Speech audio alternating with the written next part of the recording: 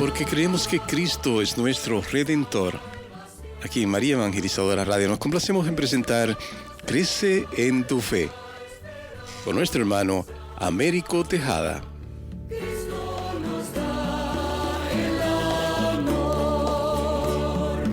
Cuando luche por la paz y la verdad la encontraré. Saludos en este glorioso día y bendiciones a los radio creyentes que escuchan María Evangelizadora Radio, que están sedientos de la palabra de Dios. Les envío un saludo a su hermano Américo Tejada, de la parroquia San Simón Stack San José, que está localizada en el Bronx y pertenece a la Arquidiócesis de Nueva York. Estamos aquí todos los miércoles de 4 a 5 p.m. y los sábados de 9 a 10 a.m., hora de Nueva York. Si se quieren poner en contacto con su servidor, pueden llamarme al 1-718-933-5299 o mandarme un mensaje de texto por WhatsApp al 1-917-860-3678. En este segmento de estudios bíblicos titulado Crece en tu Fe, estamos estudiando una obra titulada Jesucristo, nuestro Salvador. La Iglesia Católica explica cuál es el proyecto de Dios para el hombre cuando dice: Dios, infinitamente perfecto y bienaventurado en sí mismo, en un designio de pura bondad, ha creado libremente al hombre para hacerle partícipe de su vida bienaventurada. Esta realidad constituye una maravilla del amor de Dios que deberíamos tener siempre ante nuestros ojos y no olvidarla jamás. Sin embargo, parece que este mundo tan secularizado y autosuficiente no espera ni confía alcanzar una vida feliz, plena y eterna, y parece tener miras más cortas y materiales. Conseguir el relativo bienestar que le puede proporcionar la ciencia, la técnica o el progreso humano. Un bienestar siempre temporal y caduco, de tal modo que la figura de Dios y la vida eterna no entra en el horizonte de ellos. Pero la Santa Madre Iglesia Católica nos dice que Jesucristo es el camino que Dios ha elegido para conseguir sus fines y superar todos los obstáculos. Él nos muestra aún más la maravilla de su amor misericordioso hacia nosotros. Con Jesús sí podemos alcanzar nuestro bien y felicidad para siempre. Estos estudios bíblicos pretenden facilitar un cierto conocimiento de la admirable riqueza y profundidad del misterio de Cristo. Vamos a comenzar este segmento con una oración. Lo hacemos en el nombre del Padre, del Hijo y del Espíritu Santo. Señor, que todo lo que hagamos este día inicie con tu bendición y termine con tu ayuda. Que todo lo que digamos este día sea motivado por tu amor e inspirado por tu gracia. Que nuestras obras de este día reciban tu inspiración y perduren en tu paz. Todas estas cosas, Padre Celestial, te las pedimos en el dulce y poderoso nombre de tu Hijo Jesús, que vive en la unión del Espíritu Santo, que es Dios, por los siglos de los siglos. Amén. Los estudios de los créditos de estos estudios bíblicos son dados al Padre Vicente Ferrer Barrientos y a la Biblia de Jerusalén que estamos usando para estos estudios bíblicos. En el segmento anterior estábamos hablando de la dualidad de naturaleza y la herejía monofisista y el Concilio de Calcedonia. Pero vamos a hablar primero del qué es el monofisismo. Eutiques, que era el superior de un monasterio de Constantinopla en el siglo V, afirmó que Cristo tiene una sola naturaleza compuesta de dos naturalezas distintas. Antes de la encarnación se podría hablar de dos naturalezas distintas, la divina y la humana. Pero después de la encarnación en Cristo solo hay una. Cristo se compone y procede, pero de hecho no subsiste, tiene una sola naturaleza compuesta de las dos. El Papa San León Magno y el Concilio de Calcedonia condenaron esta doctrina. El Concilio de Calcedonia se llevó a cabo el año 451, en la cual el Cuarto Concilio Ecuménico enseñó contra el monofisismo que, diciendo que hay que confesar a un solo y mismo Hijo y Señor nuestro Jesucristo, perfecto en la divinidad y perfecto en la humanidad. O sea, verdaderamente Dios y verdaderamente hombre. Se ha de reconocer a un solo y mismo Cristo Señor, Hijo único del Padre, en dos naturalezas, sin confusión, sin cambio, sin división, sin separación. La diferencia de naturalezas de ningún modo queda suprimida por su unión, sino que quedan a salvo las propiedades de cada una de las naturalezas y confluyen en un solo sujeto y en una sola persona. Las dos naturalezas se unen en Cristo sin confusión y sin cambio o transmutación en ellas. Dios es trascendente, permanece inmutable y no se convierte en criatura, en tanto que lo humano permanece humano y no se transforma en Dios. Jesucristo no es una mezcla intermedia de ambos modos de ser. En él no se da una naturaleza compuesta de la divina y de la humana, sino que es perfecto Dios y perfecto hombre. Hermanos, no se ha borrado en modo alguno la infinita diferencia y distancia entre el Creador y la criatura. Y, además, las dos naturalezas de Cristo o en Cristo se unen sin división y sin separación, con una unión profundísima y misteriosa en la persona del Verbo eterno de Dios. La clave de la enseñanza del Concilio de Calcedonia está en la distinción entre persona y naturaleza. En Cristo, dos son las naturalezas y una la persona. O sea que una persona divina con dos naturalezas. Una naturaleza es humana y la otra naturaleza es divina. Esta distinción no tiene su origen en la filosofía helénica, sino que, por el contrario, nace de la fe y trasciende por completo el pensamiento griego. Además, hermano que me escuchas, estos términos no están tomados en un sentido técnicamente filosófico,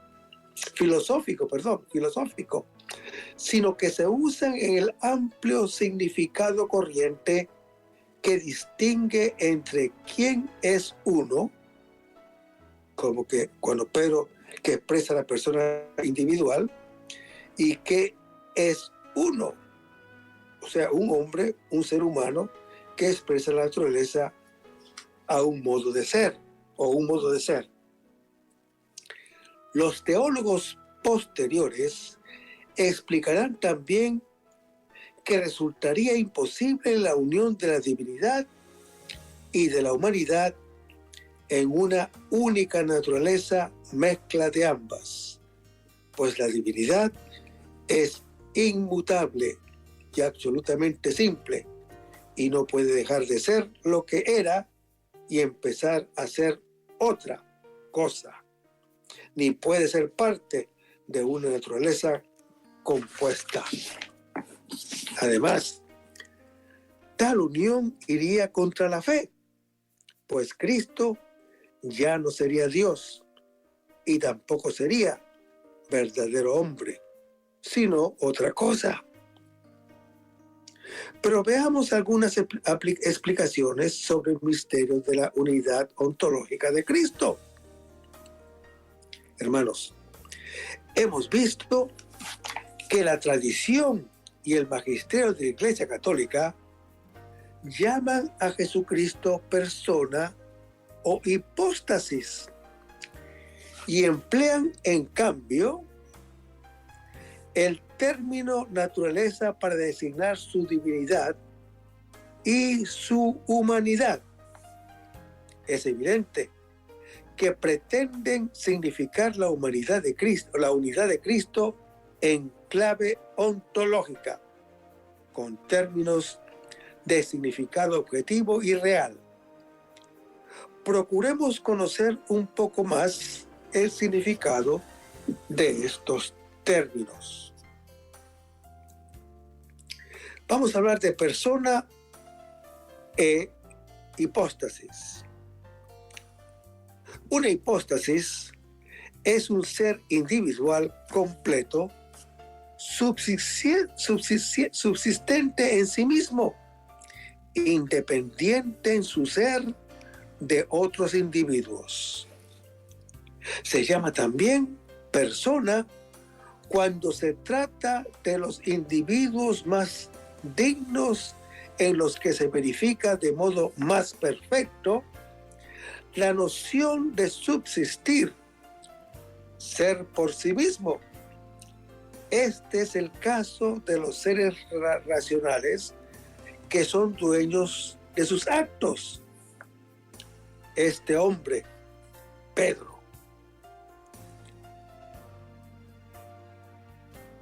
Boecio definió a la persona como sustancia individual de naturaleza racional, señalando así que es una realidad completa en su ser individual y distinta respecto a las demás, y que se caracteriza por ser racional o intelectual. La persona es, pues, un individuo íntegro e independiente en su ser, que se posee a sí mismo por el conocimiento y la libertad. Pero al afirmar que es individual e independiente en su ser, no queremos decir que sea un ser cerrado en sí mismo, pues la persona solo se realiza perfectamente en la apertura y en la relación con los otros. Naturaleza es aquello que especifica y define lo que una cosa es.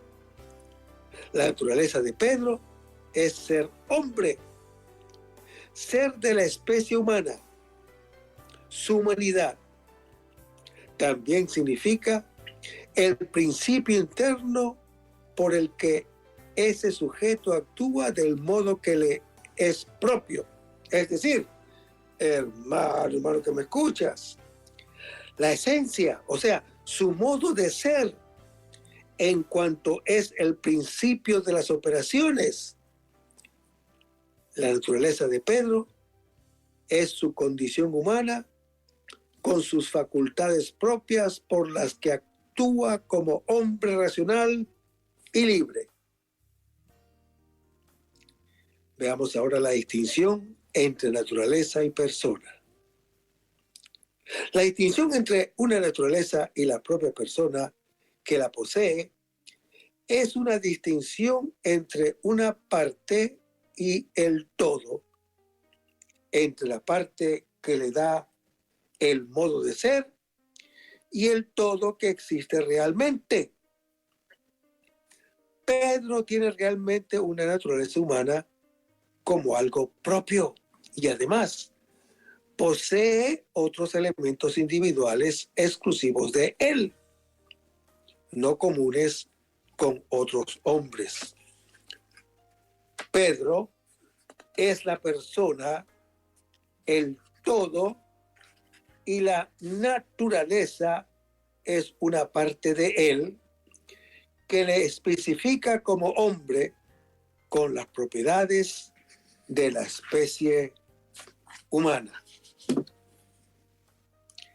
Ya hemos visto que Cristo no es un ser con solo una unidad moral, extrínseca o accidental entre dos sujetos o individuos subsistentes, uno Dios y otro hombre, como sostenía Nestorio.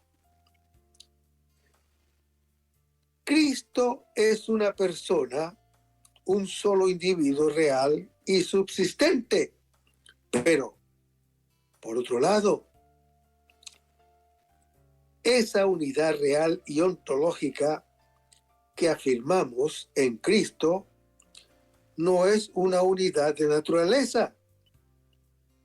No existe en una sola naturaleza compuesta de la divinidad y la humana, o de la divina y la humana, como afirmaba Eutiques. La unión de las dos naturalezas en Cristo es una unión hipostática en la persona o en la persona. Nuestro Señor, aunque es Dios y hombre, no constituye dos sujetos, sino un solo Cristo. Uno absolutamente en la unidad de la persona. El Hijo de Dios, al asumir la naturaleza humana de María Virgen, la hizo realmente suya y empezó a ser hombre en el tiempo, sin dejar de ser el mismo que era desde la eternidad. De modo que, después de la encarnación, el Hijo de Dios subsiste en dos naturalezas. Es Dios y también es hombre. Esta unión es completamente misteriosa. No tiene semejanza con ninguna otra y únicamente la conocemos por la fe. Los ejemplos que se han empleado en la catequesis para ilustrar este misterio son simples analogías que sirven solo en parte, pero que distan de él en otros aspectos. El símil más utilizado por la tradición es la unión del alma y del cuerpo. La unión de dos sustancias forman, en nuestro caso, una sola persona. Y en esto puede servir de ejemplo para la unión de la divinidad y la humanidad en Cristo. Pero esa comparación nos sirve en otros aspectos, en cuanto que el alma y el cuerpo son dos sustancias incompletas, y este no es el caso de la divinidad ni de la humanidad de Cristo, ni tampoco en cuanto que de la unión de cuerpo y alma se constituye una sola naturaleza. Y no sucede así en la unión de la divinidad y la humanidad en Cristo Jesús. Ya hemos visto que el Hijo de Dios asumió una verdadera y perfecta naturaleza humana, individual, compuesta de cuerpo y alma, y que Él es verdaderamente hombre.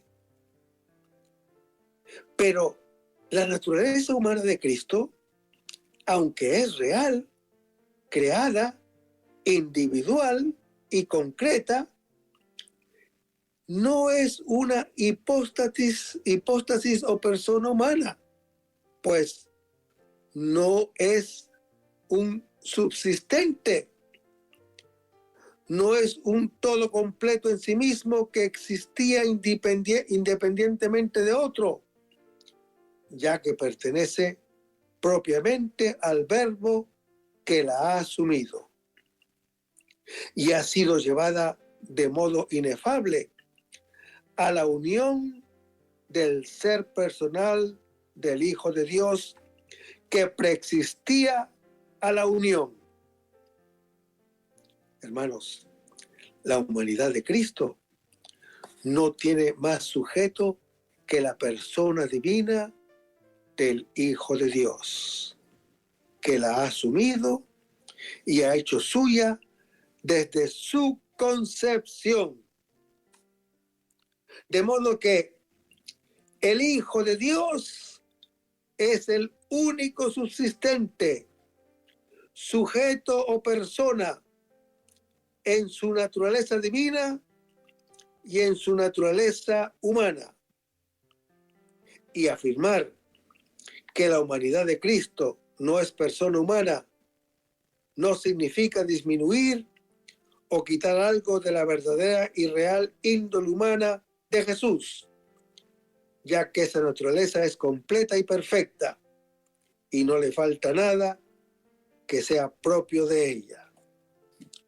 Y tampoco rebaja la condición y dignidad de su humanidad el hecho de no existir por sí mismo o por sí misma y no constituir una persona humana, sino que, por el contrario, la naturaleza humana es en Cristo más digna que en nosotros, porque en nuestro caso, al existir por sí, tiene su propia personalidad.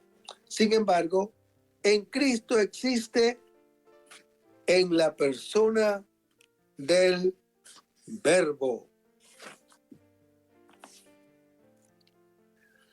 La persona en Jesucristo es la persona eterna del Hijo de Dios. Ya sabemos que solo se encarnó la segunda persona de la Santísima Trinidad, el Hijo de Dios, como nos enseña la revelación y la fe de la Iglesia Católica.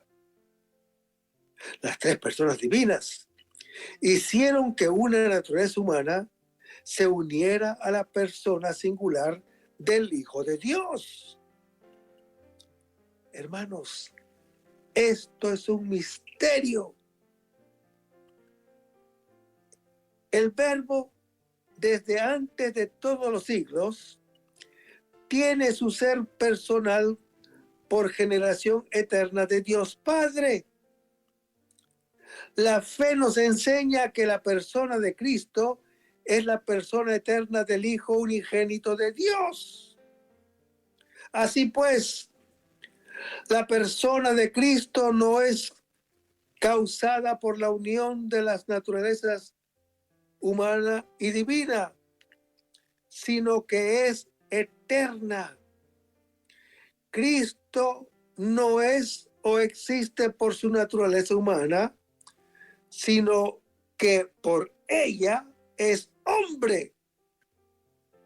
La persona de Cristo, tras la encarnación, subsiste sin cambio alguno en dos naturalezas, pero no es formada por la composición o por la unión de ambas. Como consecuencia, hermano que me escuchas, la filiación de Jesús respecto a su Padre no es adoptiva como la de los otros hombres, sino que es hijo de Dios por naturaleza. Él es el unigénito, como lo dice Juan capítulo 3. El propio Hijo del Padre, como está en Romanos capítulo 8. En efecto, la filiación es una relación personal de una persona respecto otra que la engendró y le comunicó su naturaleza específica.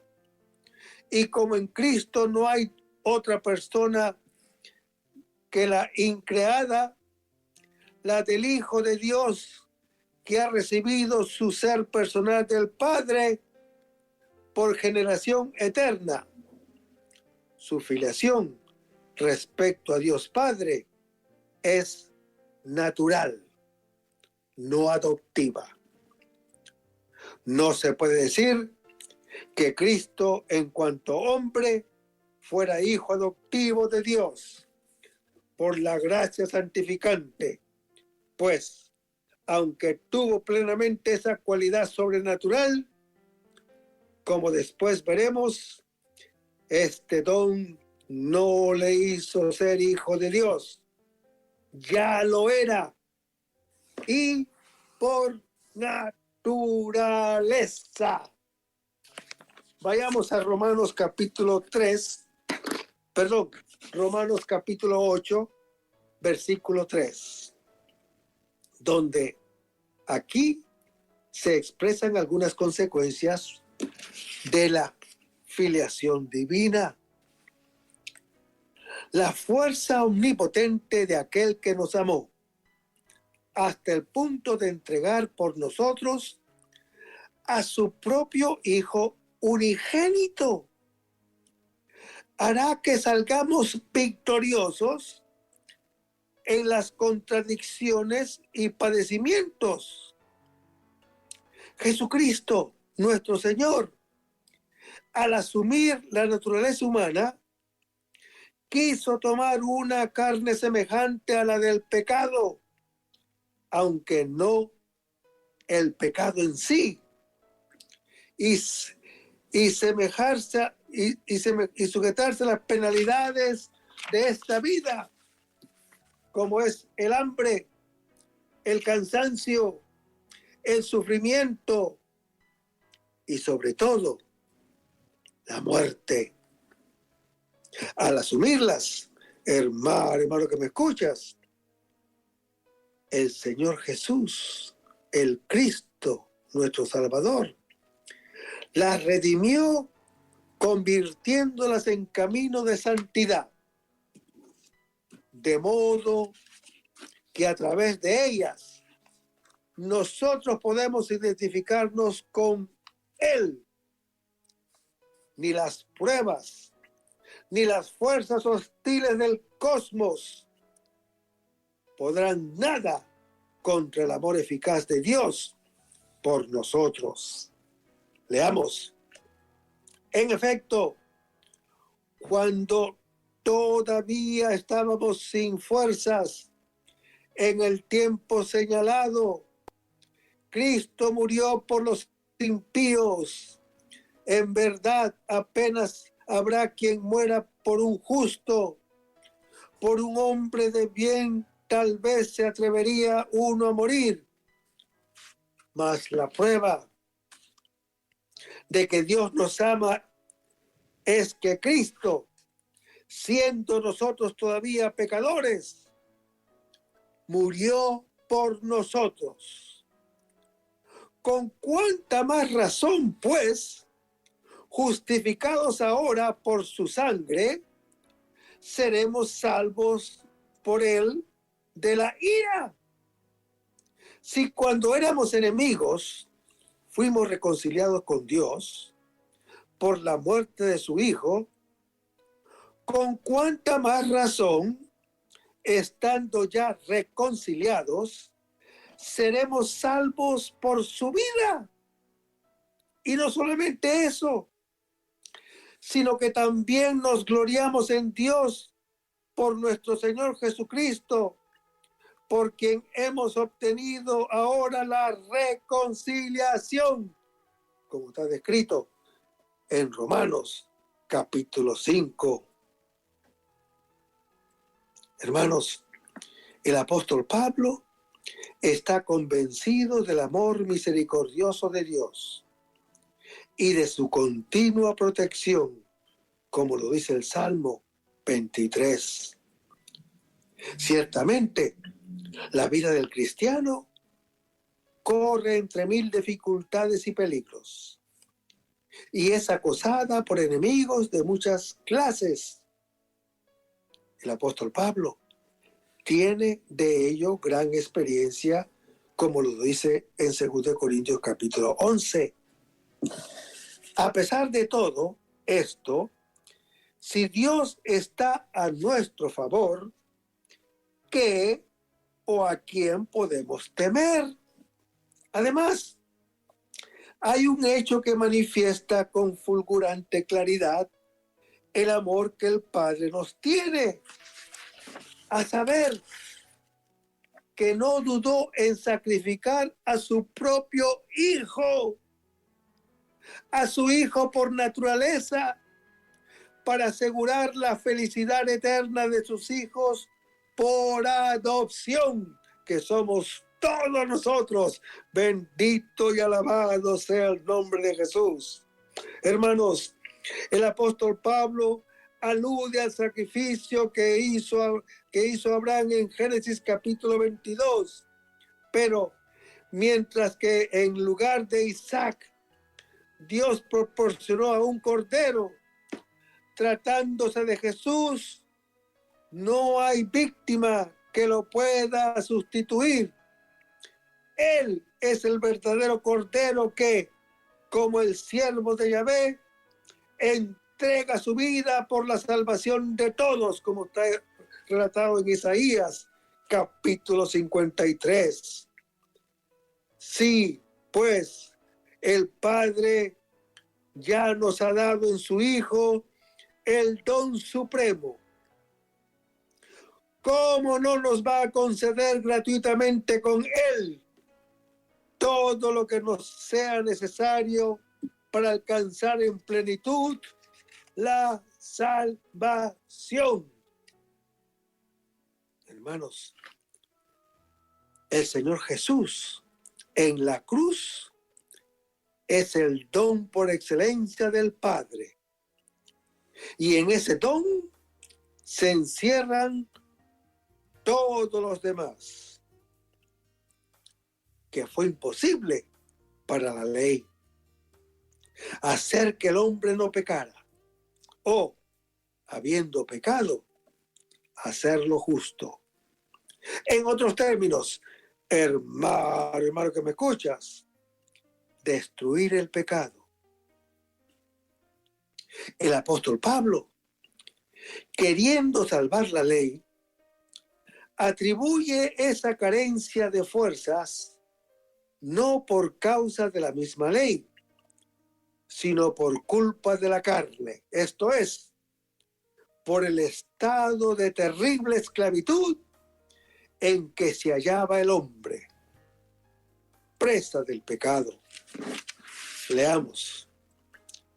Tengan pues entendido, hermanos, que por medio de éste se les anuncia el perdón de los pecados y la total justificación que no pudieron obtener por la ley de Moisés, como lo dice el evangelista Lucas en su libro Hechos de los Apóstoles, capítulo 3. La desgracia era de tal magnitud que solo Dios podía remediarla. Y la remedió. Envió a su propio Hijo, que con Él existe desde toda la eternidad. Hermanos, leamos las Escrituras. En esto se manifestó entre nosotros el amor de Dios, en que Dios envió al mundo a su único Hijo, para que vivamos por medio de Él. En esto consiste el amor, no en que nosotros hayamos amado a Dios, sino que Él nos amó y nos envió a su Hijo como víctima de expiación por nuestros pecados, como está en Primera de Juan, capítulo 4. Y Dios no solamente envió a su Hijo y le dio una carne semejante a la del pecado, es decir, lo hizo participar plenamente de la naturaleza humana pecadora, a fin de expiar el pecado. La expresión en una carne semejante a la del pecado no intenta significar una naturaleza humana solo parecida a la de los demás hombres, sino que quiere poner de relieve que el Hijo de Dios, al tomar la naturaleza humana, no dejó de ser lo que antes era. Vayamos a las Escrituras. El cual, siendo de condición divina, no codició ser igual a Dios, sino que se despojó de sí mismo, tomando condición de esclavo, asumiendo semejanza humana y apareciendo en su porte como hombre, se rebajó a sí mismo, como lo dice el apóstol Pablo en su epístola a los Filipenses, capítulo 2. Además, aunque se haya hecho solidario de la condición humana pecadora, Él permaneció absolutamente sin pecado, como lo dice Hebreos capítulo 2, 2 Corintios capítulo 5, Primera de Pedro capítulo 2, Juan capítulo 8, Primera de Juan capítulo 3, Hebreos capítulo 4.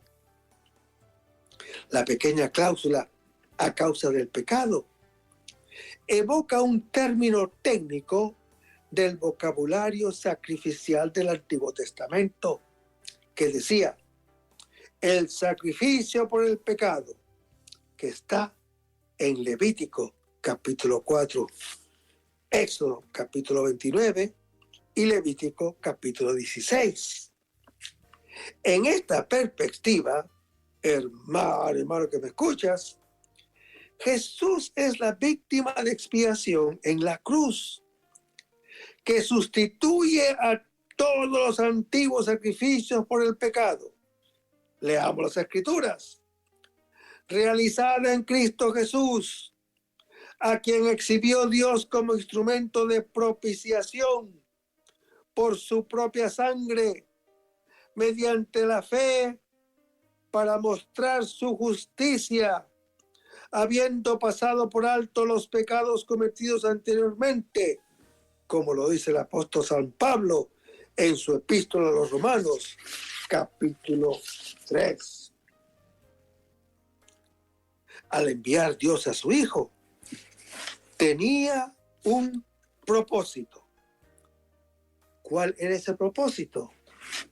Condenar al pecado, hacerlo desaparecer, destruirlo, sirviéndose para ello de la misma carne débil y humana asumida por Cristo.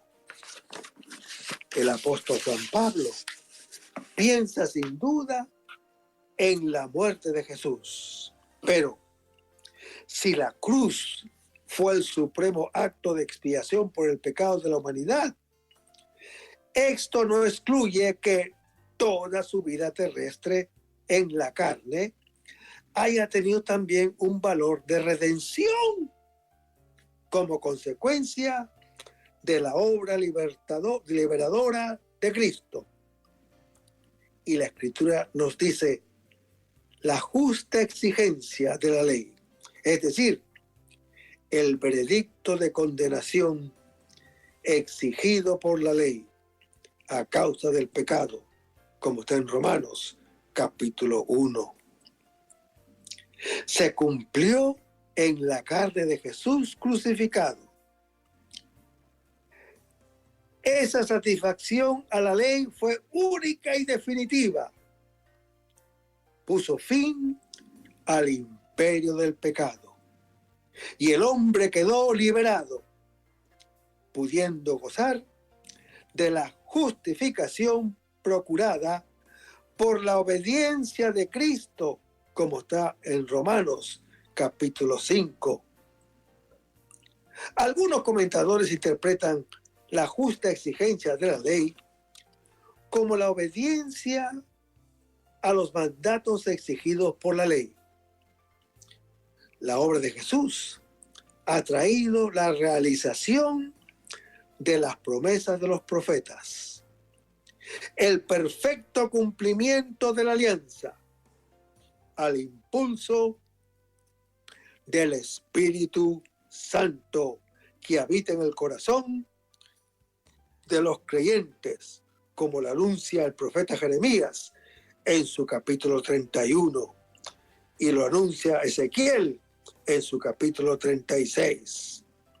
Y en una y otra interpretación, los cristianos justificados por la fe, gracias a la sangre de Jesús, como está en Romanos capítulo 3, no caminan ya según la carne, entregados como esclavos al pecado, sino según el Espíritu Santo, como hombres vueltos hacia Dios, que actúan al impulso del Espíritu Santo.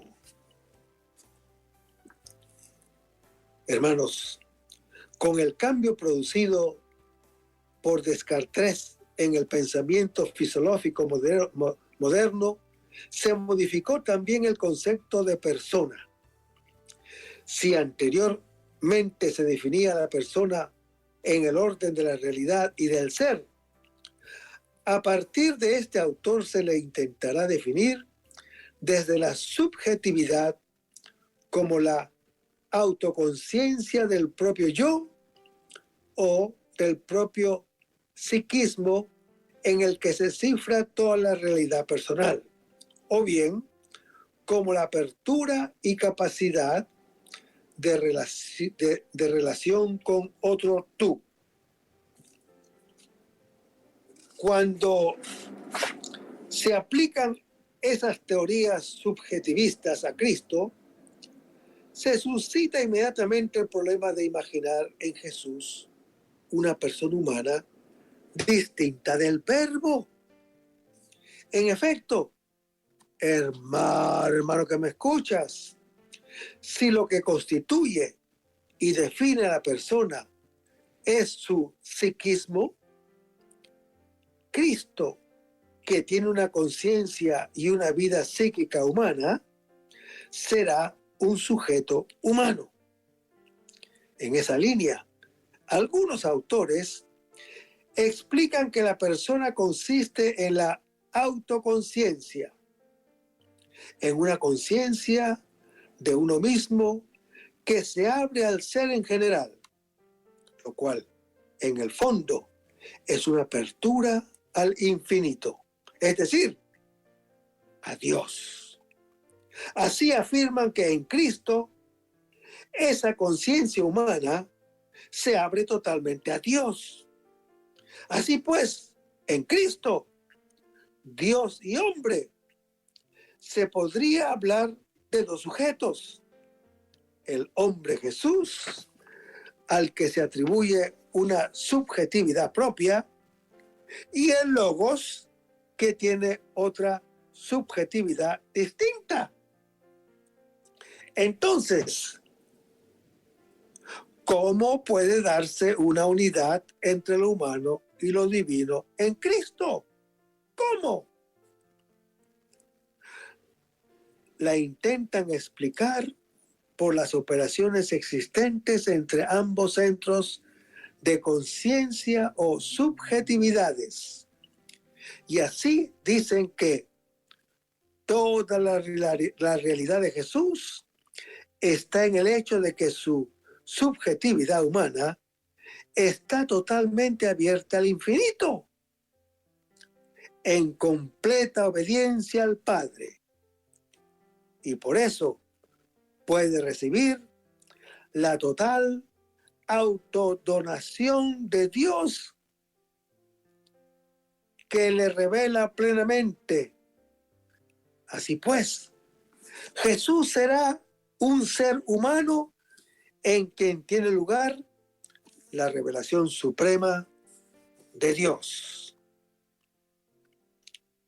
Estas teorías reducen la cristología a una simple antropología, perdiendo todo el sentido sobrenatural y trascendente o divino que nos da la fe sobre la persona de Jesús.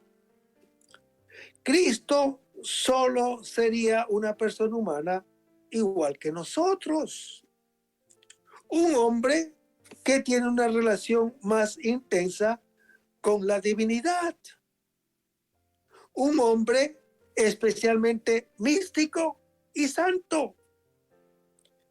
Y no se podría decir con verdad que Jesucristo es Dios hecho hombre, tal como lo enseña la fe de la Iglesia Católica. Esas teorías, además, sostienen una antropología insuficiente que reduce la realidad de ser hombre a uno de sus actos. La persona sería la simple conciencia de sí, lo cual es un error, pues toda operación vital, como lo es la conciencia, requiere un sujeto operante, que es la persona. Por tanto, hermano que me escuchas, la persona no se identifica con su conciencia, ni se constituye por ella. La persona es quien tiene esa conciencia de sí. Por eso, la Santa Sede, en el año 1972, salió al paso de esos errores como opuestos a la fe. Sabemos que el Hijo de Dios ha hecho suyas las propiedades de la naturaleza humana que ha asumido y ha hecho partícipe a esa humanidad asumida de la dignidad de su persona. De modo que al expresar el misterio de la encarnación, se da una especie de comunicación de propiedades entre lo humano y lo divino, lo que se ha denominado como una locución de origen griego. Por ejemplo, cuando San Pedro dice a los judíos, matasteis al autor de la vida, en Hechos capítulo 3, o cuando dice el apóstol Pablo, que si los judíos hubieran conocido la sabiduría de Dios, nunca hubiesen crucificado al Señor de la gloria, como lo dice en su primera epístola a los Corintios, capítulo 2. En ambos casos, se atribuyen a Dios, que es el autor de la vida y Señor de la gloria. Algunos rasgos humanos, como el poder morir o ser crucificado. En este terreno, hermano que me escuchas, hay unos modos de hablar sobre Cristo que resultan adecuados, pero otros pueden ser ambiguos o erróneos. Por tanto, debemos cuidar la precisión del lenguaje para expresarnos convenientemente. Para esto, veamos algunas reglas que debemos observar en nuestras expresiones sobre el misterio de Jesucristo. Vayamos a 1 Corintios, capítulo 2, versículos 6 al 10. Hermanos, El centro de la predicación paulina es Cristo. Y Cristo en la cruz, puesto que la fe, más que basarse en la sabiduría humana, tiene en la cruz y en la potencia divina su solidez inalterable. La sabiduría cristiana no es contraria a la razón humana, pero la supera. Es misteriosa, está escondida, por cuanto el hombre no puede penetrarla exhaustivamente, como no puede abarcar a Dios.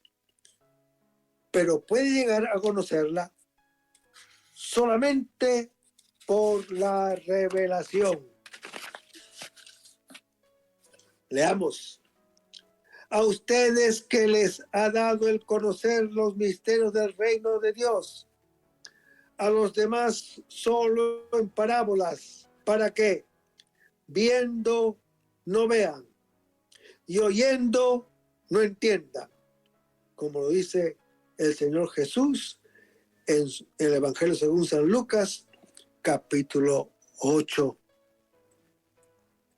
Y el apóstol Pablo anuncia al misterio escondido desde siglos y generaciones, y manifestado ahora a sus santos, a quienes Dios quiso dar a conocer cuál es la riqueza de la gloria de este misterio entre los gentiles, que es Cristo en ustedes, la esperanza de la gloria, como lo dice el apóstol San Pablo en su epístola a los Colosenses, capítulo 1.